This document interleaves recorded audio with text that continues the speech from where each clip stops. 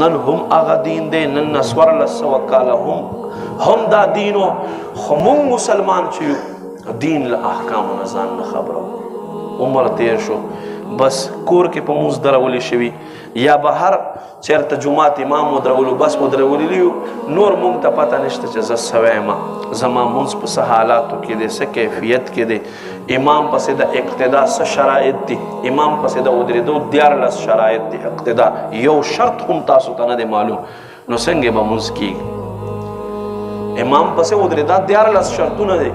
د مونځ 10 واجبات دي، 10 امام دی پاره او 26 واجبات مقتدی دی پاره.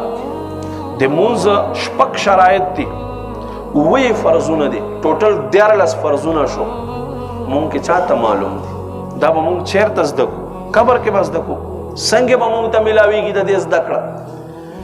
دغه شیز پسې مونږ مسلمان غور نه کو. څه دپاره؟ صرف او صرف مونږ دنیا ته ټایم رباسلی دی، صرف او صرف مونږ مسلمان دنیا پسې نښتي یو. داسې نه دی پکار. دین زده کړې دپاره که تاسو وګورئ زمونږ د کور څومره معاملات دي د زنانو، دا زیات تر دین چې دی مونږ ته بیبي عایشې نه میلاو شوی دی. ام المؤمنین حضرت عائشہ صدیقہ رضی اللہ تعالی عنہ دا ټول احکام مونږ ته واضح واضح بیان کړي دي. څه دپاره؟ چې دین ته مسلمانو ته چیرته مسله پریشانی را نشي.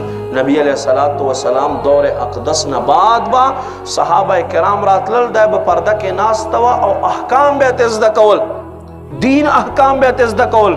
یو خو به حضرت ابو هریره خلکو ته دین خایلو، بل طرف ته ما عزت مندو نبی پاک صلی الله علیه و آله وسلم کوفه ته حضرت عبداللہ ابن مسعود رضی اللہ تعالیٰ عنہ راولېږلو.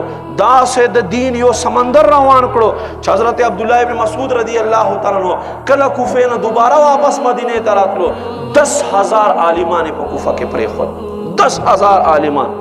نبی علیہ السلام فرمای لدې کوفه نه لدې فارس نه به دین پورته کېږي، او فرمای دا دین به په کل دنیا باندې خور شي. هغه څه شی؟ هغه د زما او ستا امام اعظم ابو حنیفه رحمت الله علیه مذهب او دین خایلو چې نن 90% خلک چې دي په ځمکه مخ په مسلمانو کې احناف پراته دي.